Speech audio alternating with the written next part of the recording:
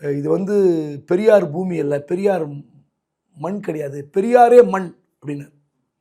நீங்கள் எப்பவுமே தற்காலிக அரசியலுக்கு வரணும். தற்காலிக அரசியலில் வந்து நீங்கள் ஃபைட் பண்ணணும். நேற்று கூட முன்னாள் முதலமைச்சர் ஸ்டாலின் போயிட்டு தஞ்சாவூர் கல்யாணத்தில் பேசுகிறார், இன்ஸ்டாகிராமை வச்சு ஆட்சிக்கு வந்துட்டாங்க. நீங்கள் திரும்ப திரும்ப விஜய்க்கு தான் ஃபேவரிசம் பண்ணுறீங்க. இன்ஸ்டாகிராம் மூலமாக வந்தாங்க, ஃபேஸ்புக்கு, எக்ஸ்தலம், இதெல்லாம் வேறு. நீங்களும் தான் ஃபைட் பண்ணீங்க, நீங்களும் தான் பெண்ணு ஒரு அமைப்பு வச்சுக்கிட்டு ட்ரோல் பண்ணீங்க, எல்லாம் தான் பண்ணீங்க. மக்கள் வந்து ரெண்டு கட்சிக்கும் ஒரு பாடம் புகட்ட வேண்டும் என்று ஆசைப்பட்டார்கள், அவ்வளோதான். அப்படி தான் எடுத்துக்கணும். நீங்கள் தவறுகளை சரி செய்து விட்டு அரசியலில் போராடணும். நாம் தமிழர் சீமான் சொல்கிறாரு வந்து இனிமேல் வந்து ஏதாவது அரிசி வரல, பருப்பு வரல, நான் வந்து போராட கூப்பிட்டீங்கன்னா தொலைச்சிருங்கிறார. வரமாட்டேன். என்ன அர்த்தம்? இது அரசியலா? இது அரசியலா? அப்படி பார்த்தா கம்யூனிஸ்டுக்காரன் எங்கேயுமே வரக்கூடாதுங்க. கம்யூனிஸ்டுக்காரன் எந்த போராட்டத்தில் வரக்கூடாது. கம்யூனிஸ்டுக்காரன் எல்லா போராட்டத்திலும் கூட நிற்கிறான். அப்போ எனக்கு ஓட்டு போடாத மக்களுக்கு நான் ஏன் போராட வேண்டும்?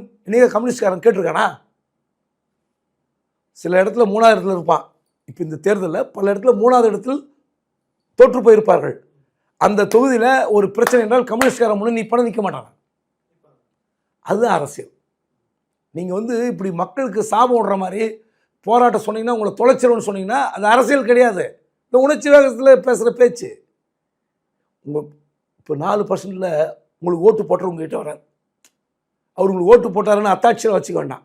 அண்ணே, எங்கள் ரேஷன் கடையில் அரிசி நல்லா இல்லை, போன தடவை பருப்பு போடல, வாங்க போடுறான்னு அந்த நகர நிர்வாகி இல்லை ஒன்றிய நிர்வாகி கூப்பிட்டா சீமான் போகாதுன்னு சொன்னார்னா யார் செய்கிறது தவறுது?